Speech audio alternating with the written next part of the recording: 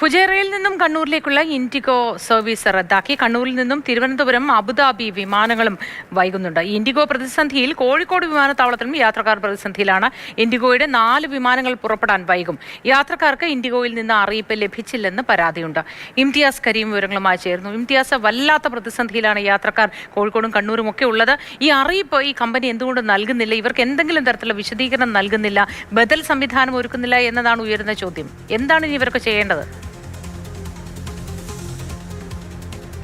Moothi, good morning. Moothi സൂചിപ്പിച്ചതുപോലെ തന്നെ ഈ യാത്രക്കാർക്ക് കൃത്യമായ അറിയിപ്പ് കിട്ടുന്നില്ല എന്നുള്ളത് തന്നെയാണ് ഏറ്റവും വലിയ പ്രതിസന്ധി. മറ്റ് വിമാനത്താവളങ്ങളിലൊക്കെ പലരും പറഞ്ഞതുപോലെ തന്നെ സമാനമായ ആശങ്കയും പ്രതിസന്ധിയും കോഴിക്കോട് വിമാനത്താവളത്തിലുമുണ്ട്.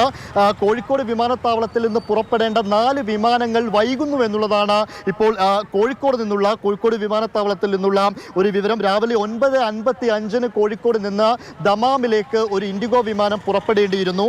അത് ഇതുവരെ പുറപ്പെട്ടിട്ടില്ല. ഇൻഡിഗോ പറയുന്നത് വൈകിട്ട് 3 മണിക്ക് ആ വിമാനം പുറപ്പെടുമെന്നാണ്. ഹൈദരാബാദിലേക്ക് രാവിലെ 10:05 പോകേണ്ട ഒരു വിമാനമുണ്ടായിരുന്നു, അതും പോയിട്ടില്ല. വൈകിട്ട് 3:30 ഹൈദരാബാദിലേക്കുള്ള വിമാനം പുറപ്പെടുമെന്നാണ് പറയുന്നത്.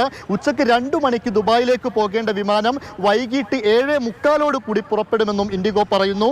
രാവിലെ 9 മണിക്ക് കൊച്ചിയിലേക്ക് പോകേണ്ട വിമാനവും കോഴിക്കോട് നിന്ന് പുറപ്പെട്ടിട്ടില്ല.